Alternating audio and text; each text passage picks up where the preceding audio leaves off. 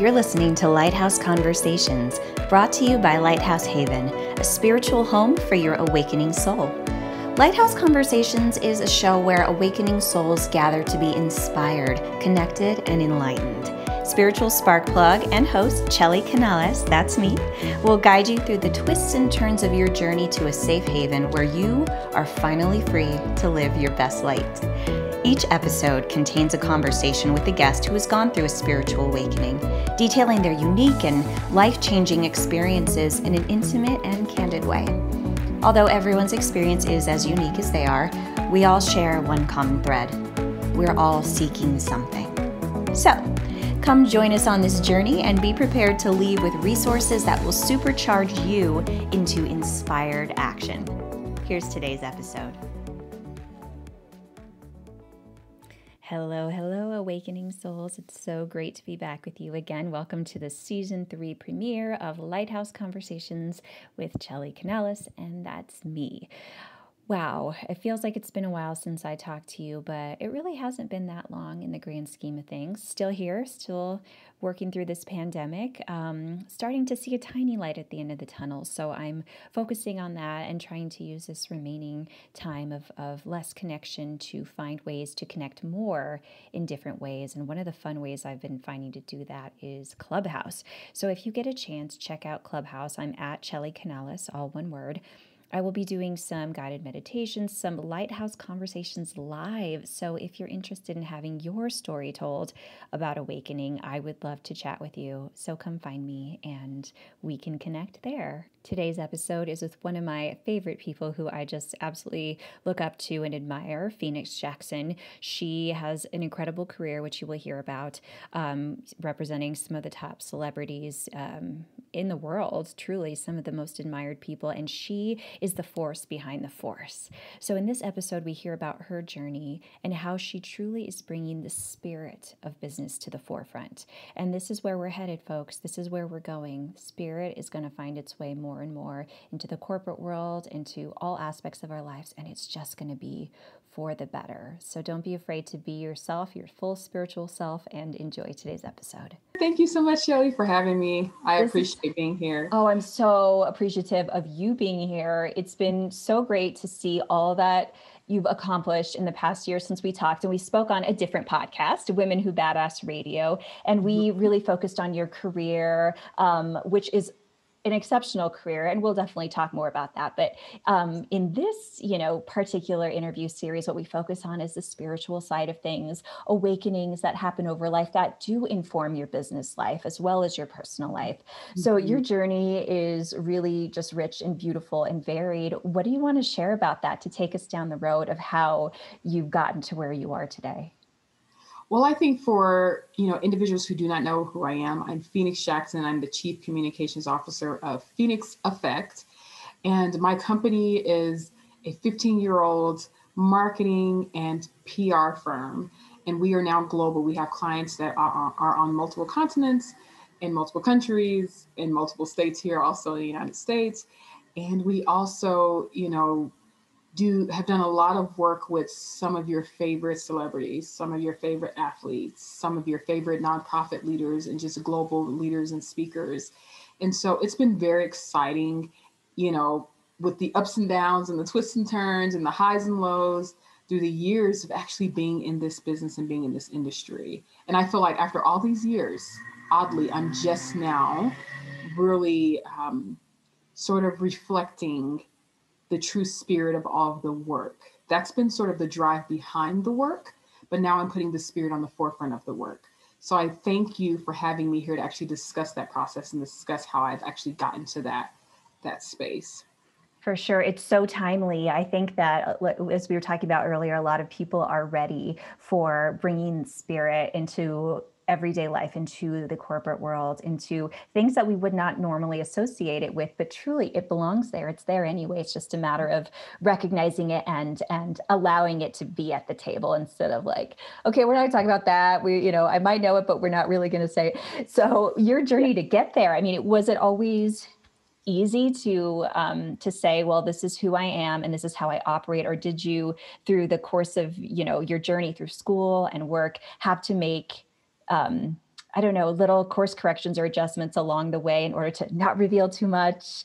Or have you always been like very open about it? Well, so yes and no.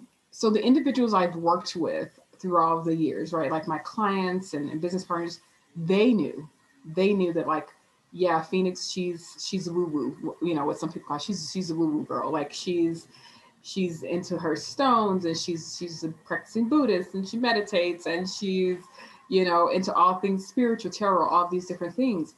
But it's been my way of life since I was 14 years old, you know, and I spoke about this to you in private, but I come down from a line of ancestral women who are, you know, sages and who are very much focused into the spiritual piece of life. But the public didn't know that, right? Every now and again, I would say something publicly that would go super deep under the water, and folks would be like, whoa, what is Phoenix talking about? But then they'd be like, well, I guess, well, she's successful. So whatever she's saying, there must be some validity to it. But publicly, I had always focused on showing that I was this businesswoman, right? Like, look at the success. Oh, guys, my clients are on NBC, CNN. We're doing this. We're like all this movement. But people had no idea that there was all this spirit behind it, that in order for me to feel successful every month, I have particular rituals that I did. You know, every year I have things that I do around my birthday, which is coming up actually in 3 days. There's Happy things that I do birthday. sort of, thank you, that are things that I do that prepare myself and my clients for that, for energy to be positive, for success, and sort of to keep negative contrasts from interfering with our processes. And so that part I didn't show publicly because I always felt, and I hate to say this term, but I always felt it was like throwing pearls to swine in a sense. Like your spirituality is so, you know, personal to everyone, everyone's spirituality, whether they are an atheist or a Christian or someone who's into Judaic studies, whatever that may be, that's personal. And so who can properly handle this information that you're giving out?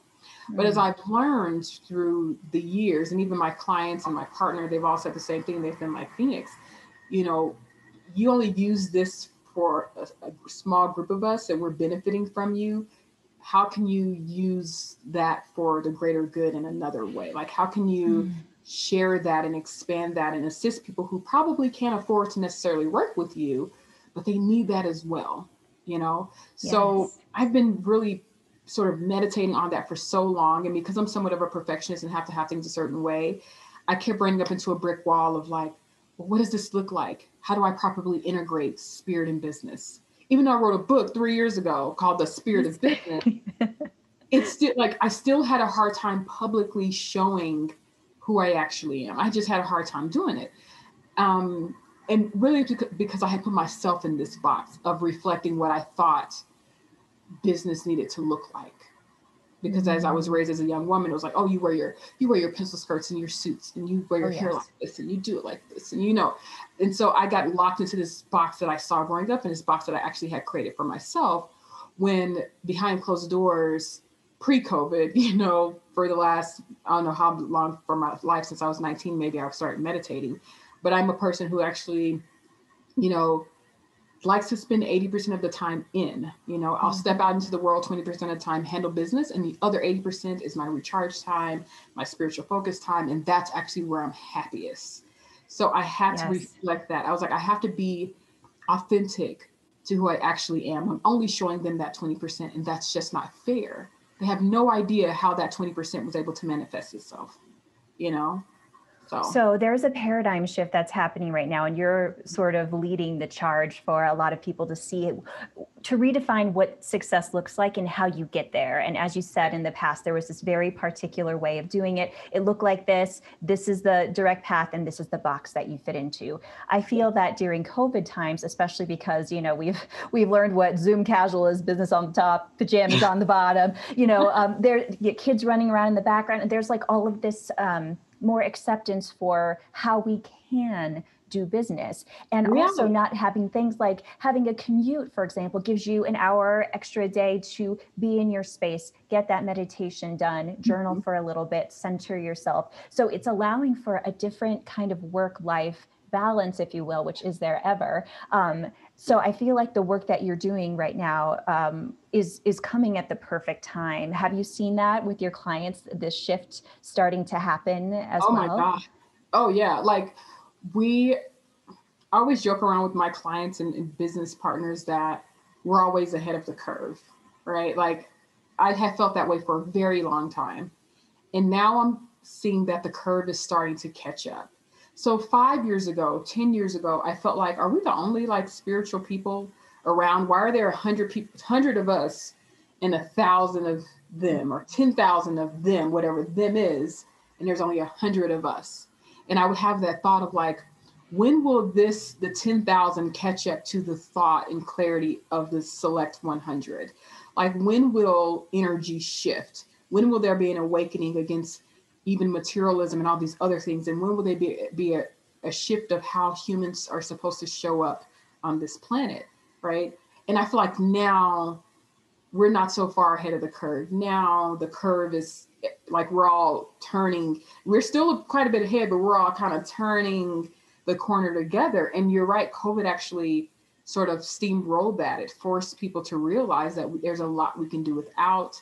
There are things that we actually need, and does our society make sense? Even how our society operates. There's been so much that have come up during this time.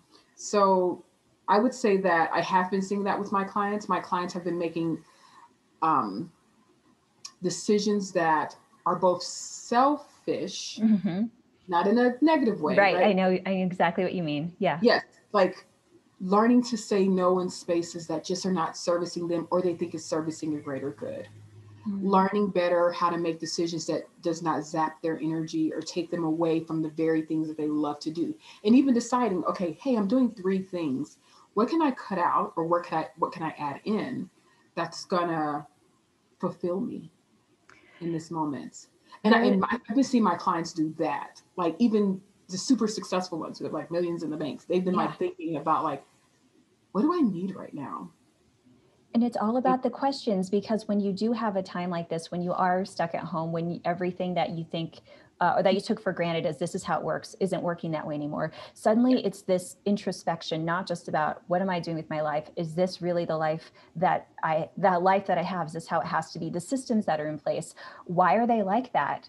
We obviously have options, but people have not until this point allowed themselves to have those options. So all of yeah, the questions have ignited like a worldwide spiritual awakening. You know, like you said, several people kind of have been on this track for a while, but now there's so many people catching up, and there's a lot of questions as to what do I do with that? And, you know, people who maybe don't have the fortune to be surrounded by a community who understands that and has the, you know, terminology to work with it, you know, they will need help and do need help. So a program like the programs you offer with Fly with Phoenix, do you think that that could be a great way for people to bridge the gap from like, okay, I suddenly know that there's so much more. I suddenly know I can do more. I don't quite know where to turn.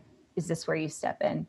yes. So for the audience, just for clarification, so my company's Phoenix Effect, right? That's for your larger business leaders or small businesses too that can afford to like have a team behind them to really push their stuff forward, right?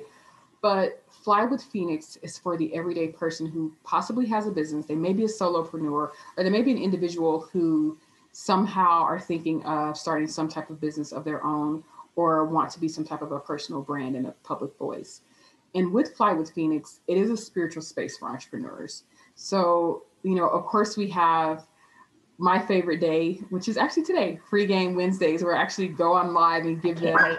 free information about something business related. And so we have those, but then we also have like products that are very, you know, spiritual centric, but that are for the business owner. So we have like our self-focused candle and our 2021 intentional journal. That's for you to really think about like, what can I leave behind so that I can step into this next step? What goals do I need to set? Like, how do I envision myself in the next year? There's even a prompt to like draw yourself. Like, I'll draw a stick figure with like curly hair and that's myself, right? But like, you know, what does that actually look like? So Fly with Phoenix also will be having courses, and we also have workbooks on our website where people can do like their empowered morning routine or their their money mantras workbook to really shift their mindset around how they view money. So again, it's like, how can we work on the individual while we work on the business? I know business is great, but you're doomed to fail if you also are not really looking at what you need along the way as you create that business, and also how your purpose in life can integrate into that business. So Yes. that's what Fly with Phoenix is for. Just free coaching, a lot of free information, and then some services and products for the everyday person, again, who want to sort of settle into the lifestyle of what it means to be an entrepreneur and to have courage to work for yourself. And what I really like, I mean, there's a lot that I really like about this, but just you are very approachable, I think, for a demographic that is interested in, you have this total feeling of success and luxury and Yeah. gorgeous style. And it doesn't just hit like the woo woo, I'm just, so spiritual. 'Cause you think about when I say we're because we're all in this spiritual thing together, when we're Yes. like being generalized, it's like, we're going to have all the shawls and all of the beads and all the things, which, yes, Yes. sure, we've got those things. I mean, I do, but that's not the vision of what spirituality looks like moving forward. And to me, Yes. you are that. Yes. And I think that was a struggle, going back to the very beginning we were talking, that was a struggle of me sharing publicly, because I showed people this business empowered person, right? That's that 20% of me, publicly. But the reality was, I'm not gonna look like what spirituality is supposed to look like. No. In college, I did spend 4 years and covered my hair. Everyone thought I was Islamic. Of course, I wasn't, but I covered my hair because I felt at peace not having my hair exposed to external energy. So it's more of a spiritual decision. Yes. So there were little things but it didn't show up the way people thought, or people. I already put myself in these boxes. I didn't want other people on the outside of me to put me inside of any boxes or to tell me what something should look like. So I withheld sharing my spirituality and sharing certain things about my journey until I was like, until I felt comfortable with, let me just show them that this is what that looks like. And it's okay to not look the way that society thinks you should look. Like you should look like a monk, Right. or you should look like a this, or you should look like a that. No, so it's going to be interesting to see the response of the public along the way. It's going to be interesting to see as I show them different things. Like I'm going to start trickling in stuff. Like after our free game Wednesday this Isn't it? evening, I'm going to do another like 10 minutes on like what they can do for the solstice to manifest Yes. things. So they don't even know I'm going to hit that them with that, but that's coming too. You know what I mean? So it's just, it's like showing people that you don't have to box yourself. Don't make the mistake I did, and don't even allow the public to box you either. And so all of that can look any way that it wants. It's almost telling people, maybe someone who is a woman, that you have to have your hair like this, or a woman has to look like this or Mm-hmm. dress like this. There's a time women couldn't wear pants. So it's time for us to break down some of these boxes and actually be who we are and show up as that. And whoever gravitates towards that, great. And whoever doesn't, that's okay. That's it. You let that go. There's no sense of hanging on tightly to anyone or anything that doesn't resonate, because it's their choice and they're absolutely free to go where they want. I know you have a live tonight, which obviously this episode will appear No, later than yes. that. But it's about, okay, I'm super excited about this one. It's like putting together a press kit to like look really professional. Are these videos going to be available on YouTube after the fact, or is it live and done? So it'll be live, and then we're going to put them on YouTube too. So what I'm going to do actually for this week that I didn't do last week is that I'm going to record it on another device and edit it, and that'll be used for the YouTube. So I didn't Fantastic. do it the first live because that was my first one. I was kind of Yeah. testing out everything, but it will be from this live forward. It will be on the IG. It'll be on there living forever. It'll be on our Fly with Phoenix Facebook group, so people can join that. It'll be living there forever, and it will be on our YouTube as well. We have a Fly with Phoenix YouTube channel as well. And if anyone wants like information on what Fly with Phoenix is and just access to things, you can go to flywithphoenix.tv, and there's a space on there where you can actually click a button in the header and you can get the Spirit of Business book for free. It will be a digital download. And if you want the physical book, because I know some people are physical Yeah. paper people, I'm actually one of those people. There's a way for you to purchase that as well. But if you want it free and digital, it's on the website directly for you. Take That's it, Beautiful gift. Print off the pages you want to use the workbook part on it and do, get going, get going. That is a really kind offering, especially right now, like I said, when people are really searching, and the fact that, many jobs have been obliterated this time and maybe money might be an option. The fact that you're offering so many free resources, like, Yeah. is such a gorgeous gift, because as I've been going through this process myself, and I've really had to reevaluate my spirituality this year, I've been thinking about a lot of the tenets of like, well, if you didn't get what you want, you didn't want it bad enough, in certain law of attraction circles and things of that matter. And I don't think that makes sense when you think about disenfranchised communities, or, people who come from poverty, or even if you just never have had the chance to see success in your life and you don't actually know what that feels like. It can seem like, oh, wow, like there's something wrong with me. So it's great to know that, you don't have to have all of the money to be able to give yourself that kind of help, and that it's not your fault if you don't have it. That is true. And the reason why I'm giving like the free game Wednesdays and other things is I really want to expose people to another part of myself that I don't always get to share, right? So on the free game Wednesdays, like I'm talking, I'm laughing, I'm cursing. I'm just like, guys, this is me. Let's get this, and people are laughing and chiming in and cracking up, and and just for my first live, I mean, we didn't have that many people. We did a light advertisement of it, but we had maybe 30 people. But every last one of those people invited other people and said, hey, we're coming back for next week. And I expect it to build very slowly, right? I expect for it to just to trickle in, because this is my first time doing this. And for years, I focused on my clients' success, all of my clients versus my own business in that regard.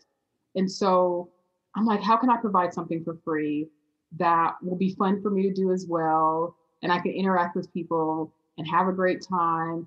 And out of those 30 people, I've had 3 people who reached out for consultations, who have signed up to be a part of my first class flyer group, who want to actually work one-on-one with me for the next year to build their businesses, build their brands, and actually help them get to that next level. So Wonderful. that's the added plus to it. But I love the idea of sharing with people like 15 years of knowledge that I have. I know a lot of stuff, and I didn't realize that, so I started like coming up with content, and I was like, geez, I know a lot of stuff. Like I've been in this, business for so long. I know I have a client who's signing on. This was outside of Flight with Phoenix. She's signing on to Phoenix Effect, and she is getting pitched for a big deal with a big cosmetic company. And she's like, I need help with contract negotiations. I have no idea what I'm worth. I have no idea about this industry. And I was like, girl, I got you. Let's go. But just how can I teach people how to advocate for money? How can I teach people how to advocate for, brand deals and other things if they are an influencer or if they want to be that? Like, how can I show them how to package their information up themselves to sell themselves? Because there's brand shame where people are afraid to sell themselves. How can I also like teach them how to get with their worth? How can I teach them how to make sure that their website have some of the 8 pillars that a website has to have for success? Like these are things I already know. And I was like, I'm going to give this information for free. Like, why not? You know what I mean? So that's that. I don't know. It's good. And I know that people have a little bit more time on their hands right now. And I want to educate people. Like, why not give people the keys to success if I can provide some of that? And I'm okay. I'm okay in my own journey and financially. So like, I have the time to do this too, You're putting out so much good energy in the world, and I just feel like naturally that it'll show up for you as well. I truly do believe that, and you are holding so much space for so many people at once. And I want to know how you're doing. I know that you've had, it's definitely been a very challenging 6 months and more, specifically, but of course with COVID, and some things, throughout your personal life that have been some very, very hard challenges. Do you want to kind of talk us through what that's been like for you? Yes. So what you're referring to is that, 6 months ago in June, I had a stillbirth, and my son was 7 months in utero. So I was, almost at the tail end of that. And it's the last 6 months have been so eye-opening. When I was pregnant with his name is Cameron. When I was pregnant with Cameron, I had the dream about Fly with Phoenix. So remember I said I've been struggling for multiple years about like, how do I bridge this? Like how does this make sense? Yeah. Right. And I had a dream where I heard a masculine voice that said, fly with Phoenix, like, and I was like, that's so true and easy and duh, Mm-hmm. but that's one of multiple like dreams and visions and things I had while I was pregnant with him, as well as his spirit visiting after. And I've learned so much from his short presence on this earth. And so, although myself, my partner, and my family has been in a lot of emotional pain because of the Mm-hmm. physical passing, Mm-hmm. we also are in a grand space of gratitude because of the lessons that have been gained from the experience. Myself and my partner are, in just a stronger, healthier space of support. He's ready for, another baby. He's like, let's go. Yeah. And, I particularly, because I have to go back to this time has been a good selfish time for me in like a great way. I've learned how to, on a physical level, how to take care of myself in a way I never have before. So how to focus on self-care in a way that I just never have. So down to my meditations, my yoni steaming. It was like Mm-hmm. I've been through some traumatic experiences in my life in the past and previously, but I was able to sort of, you know, breeze through those things, not unscathed, but like with a band-aid here and a patch Sure. here, and like, oh, I may have broken this arm here, and like I'm moving through life still, like I got this, like this indomitable spirit. But Mm-hmm. with him passing, I was forced to stop and to hold on to myself in a way that I never have. And I'm still in that process of healthy mourning, healthily holding on to myself, going to therapy, counseling, Good. having, like I said, focused on that self care and making sure that I tell people no, like making sure that I stay true to what I need. And if it gets overloaded or if I feel like I'm not directly benefiting from something, I say no. Like I have done so much for so many people for so long Yes. that it's like I'm at a place now saying, you know what, I got to do for myself by any means necessary. And that was one of the biggest lessons that it's taught me. And I just have a different view about death and passing based off of messages that he has shared clairvoyantly. And it's just like, I'm no longer afraid of death. I have a different view of all of that. And I was never quite afraid of death, but I especially now I'm not afraid of it. I'm more concerned about not having to come back after I'm gone this time around. I don't want to come back. Fair But enough. I just got so many lessons and insight that it would take someone a lifetime to get. I received in the last 6 months. And so I'm super, I'm super thankful and I'm excited for his return Mm. again in this lifetime. But I'm super thankful. And it has been, like I said, it has been painful. I don't want to negate the pain, but I've also, like I said, I've gained so much that I'm able to be in a better space. And the Fly with Phoenix came during that time.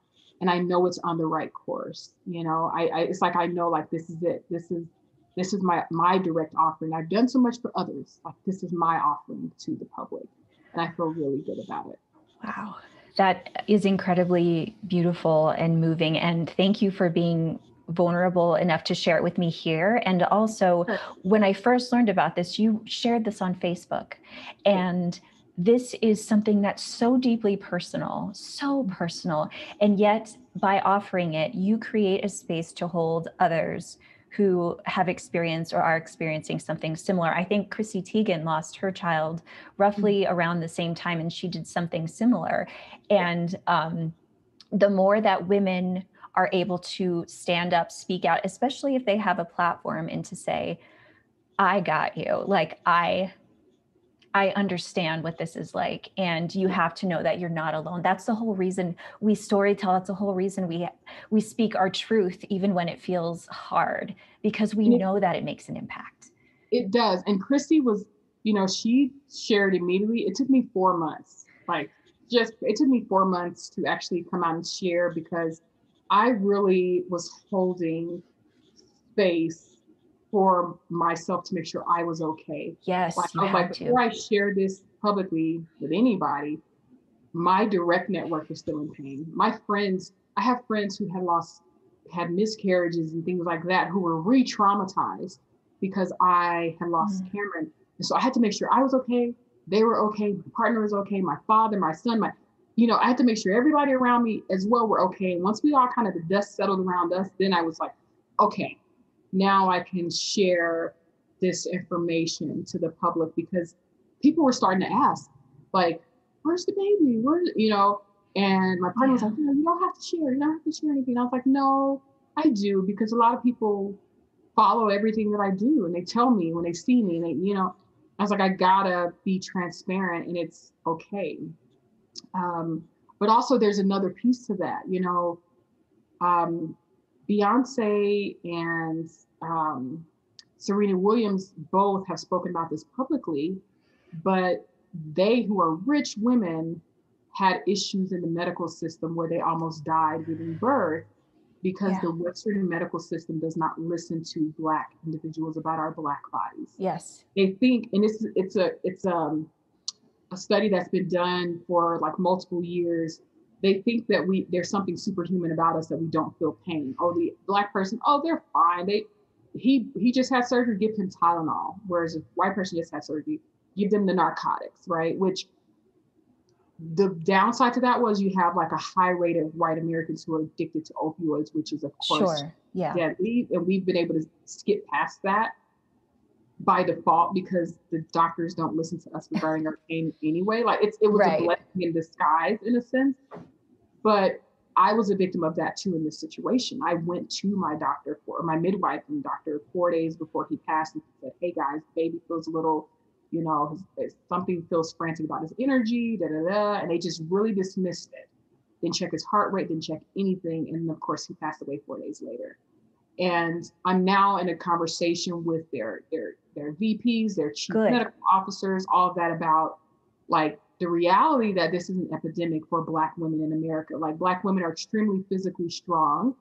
And I have a family member, distant family member, who had triplets in the middle of the desert fleeing a war in Africa, like in the past generation. Like, why are women in third world countries dying less than we are here in America? And it's because of that very thing. It's because of the lack of care, the lack of foresight, the lack of them, really digging into and like hearing us the first time, So that is something that, of course, you guys will see in the next year, because it's something I have to speak about publicly. Yes. And something I've been reached out to actually by Dr. Oz and some other groups. And it's like, this is a very real thing. And, I was unfortunately a victim of that too. But you spoke earlier about like the law of attraction and all that. I'm very much a proponent of spiritual attraction and law of attraction. And the reality is that during my whole pregnancy, I was concerned and nervous about the energy and space that my son's spirit was coming into on this plane. Oh, wow. And so he felt that. So in one of the conversations post-death, he spoke very candidly about this not being the time. This isn't the time. Mm-hmm. The energy of the pain that's here, like what we see on the earth now is a physical manifestation of the pain that's here, what's going on. But there's a whole nother layer of energy we do not see, that many of us are not tapped in unless you are super empath.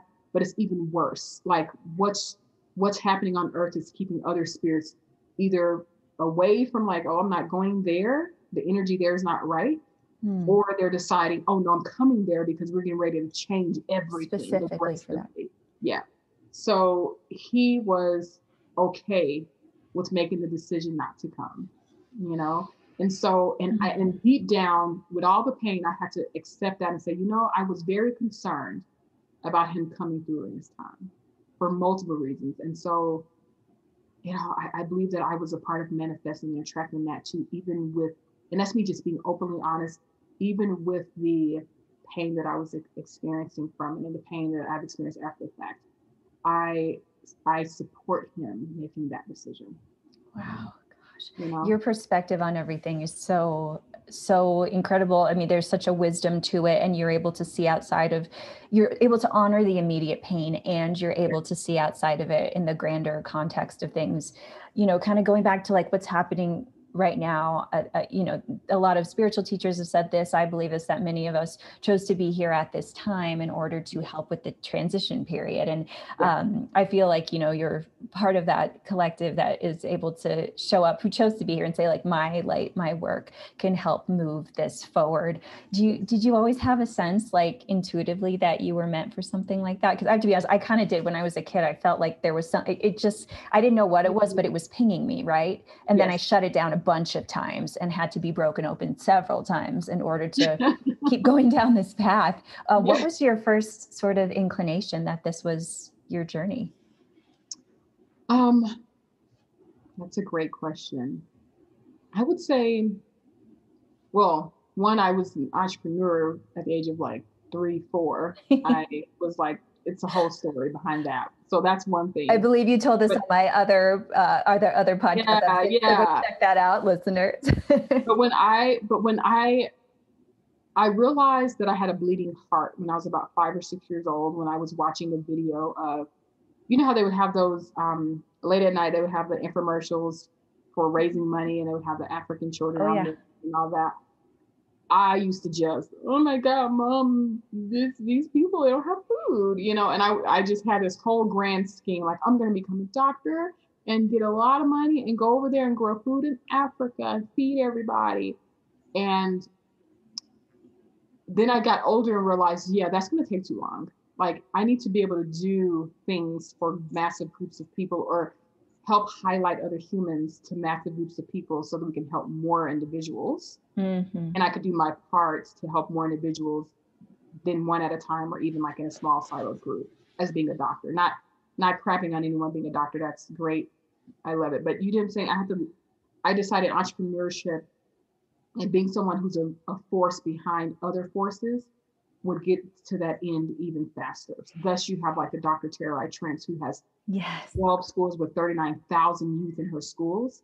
Me making sure that she's funded sort of is like doing that role, right? That's it. Fulfilling that dream. Me making sure that this athlete has all his, speeches in communities, that he's able to go down and work with thousands of kids at a time to uplift the minds and hearts of kids who are impoverished. That's me doing that work vicariously and making sure that these people are able to do that work. So, oh my gosh, yes, I'm able to do that. I'm able to do that work. Wow. Through how I created my own business and my own form of entrepreneurship. I've been able to do that social work in that regard. So I don't even know when it, like, other than I was really young, feeling that empathically, I don't know if any other time I woke up and was like, I need to, do it this way. I feel like from that point on, the journey just started to unfold. And I always had a dream of like who I wanted to be when it's all said and done. Like, I have a vision of when I am like 80, how people will see me and what my role will be in the world. And so I'm still on track for that. Can you share what it is? No. Okay, you don't have to, as long as you know. I know. I'll tell you offline. Okay, deal. You offline. So I really relate to the whole empath as a child thing. It was very hard for me because I took the weight of the world on, still do. I have exercises to help me with it because I recognize it now, but it would just mess me up so much because I didn't know what to do with it. It wasn't until I learned the terminology, like, what is an empath? Oh my gosh, that's why I get sick when I'm around all of these people. That's, why I can't stay. That's why this, that's why that, that's why this. And that, helped change the course of my life because I had the words and then therefore some tools to work with it. Do you remember a time when it became clear to you that that's why you were the way you were? Because not everybody around me was like that. And it seemed really odd for me to behave the way I did to certain people. And I just thought I was odd, Well, I think I was a teenager, probably 15, 16 or so, when my father started telling me stories about my great-grandmother, my mother's grandmother, who was a sage, like a super seer. Like, she was so aware that if you walk in her home 3 times, she knew your past, present, and future. Like, she was that on that vibrational level. And then I would go to my mother and say, well, Dad said X, Y, and Z about your grandmother. And she'd be like, oh yeah, and add this to the pot, add that to the pot. And so I at that point I knew that who I was like a repeat of Mm. her, right? And it's at a lower level. Like she had a whole lifetime with no social media, no Sure. nothing that distracted her from the journey of being this spiritual sage. And so I always say that I'm her at like a 40% capacity at this point. But I knew then that it wasn't weird. It was just this is who I am. And so what I did was I had to find safe spaces to be that. And a beautiful thing about being in Colorado from that point forward, I moved here when I was a teenager, has been that there are so many circles of men and women who are actually more spiritual than Yeah. anything else and who are very interested in esoteric things. And so it's been easy in that regard. It's been easy to have that type of a community and friends who are like trying to think a little bit deeper than what we are taught. And so that's, that's it's been good. It's been good to be in this space. And like I said, I learned when I was a teenager that it was okay. And but I also realized that hey, I have certain spiritual experiences and visions, things that are not written in books. Well, who has to make sense out of this? And so I had to accept that my world was what I saw it as and accept my experiences for fact. And, you know, and this is how my spirit shows up in the world, how my life Mhm. is. And this is my experience. And I, I'm experiencing this, but I'm also a creator of this experience, too. Yes. What I don't know is, are you from Denver? No, I am from Arkansas. I was born in Pine Bluff, Arkansas, which is like a small town 30 minutes south of Little Rock, Arkansas. And when did you move to Denver? I was 12. Yeah. I moved And, here when I was 9. Go ahead. Go ahead. and then I'm leaving Denver in 6 months. Where are So you going? I'm going to go to Houston, Texas. Amazing. I'm from Texas. And I love that you're Yay! bringing this back to Texas because what I was going to say is when I was little, I thought about, it was a border town, it's a very different set of like things that were priorities. Like here, because I was in Denver, I had more access to the fine arts and the spirituality and things that would not necessarily have come to pass had I stayed in Texas, at least at that time in the 90s and whatnot. Right. And you were John here around, those formative years as well. I don't think that's an accident. I feel like this was a hub, a spiritual hub in many regards where people were It kind is. of drawn. Yeah. So I find that I love that you're reflecting that back to me because that's been a theory of mine for a while. Yeah, I think, yeah, I believe it is as well. I mean, Boulder was the first place in the United States that Buddhism dropped in, outside, like in the second place in the West, because obviously Nova Scotia and parts of Canada, but in America, like Boulder, right? Like there is a energy hub here. I do think that energy is dissipating a little bit, and I'm moving to Houston, Texas for a multitude of reasons, but mainly I'm looking for inspiration. Nice. um, Colorado has served me well and served my spirit well, but I am seeking another level of inspiration with individuals who may or may not be spiritual. That's fine. I have my community for that. But individuals who have mastered, the physical plane a little bit better, and a little bit more culture. Right. Give my Yeah. son where Yeah. there's a huge Black culture, huge Arabic culture, huge Asian culture down there. And I'm like, yes, I want my son to see that and to be a part of that more so. Whereas here, he's, one of the only brown faces Right. in a sea of white students, which is fine, but I want him to have a different experience before he goes off to college. Absolutely. Well, I can't wait to see how that helps your family and yourself grow and flourish. That's going to be wonderful, and see how it informs your work as well. So, you talked a little bit about the best way to reach you and to work with you, and I will have your information in the show notes as well. But Yes. what would you like to leave the listeners with? I guess I would like to say that, you know, it's okay to chart your own course. It's okay. It's okay to decide not to do what you see everyone else do. And it's okay not to jump on this train or that train because you see that it's successful for that person or someone else. I really want you to be okay with looking within yourself and saying, what is going to be right for me? What's going to be right for my business, what's going to be right for my family, what's going to feel good. There are people who are downsizing from 3,000 square foot homes to 1,000 tiny home, and they are closer and happier and more in love than ever. There are people who are deciding to leave the country and to, live simpler lives, or even to live like, upgraded lives, but in a different country. There are people who are making decisions to pivot completely out of the industry that they were previously in. And I just want to tell people that it's okay to do that. Like, this life is truly like a video game. You can get on this level, that level, you can turn this corner, that corner. And the truth of the matter is you're going to end up at the exact destination that you're supposed to end up at. That's right. So be okay with taking those shifts and those pivots. Don't be afraid to do it. Just got chills.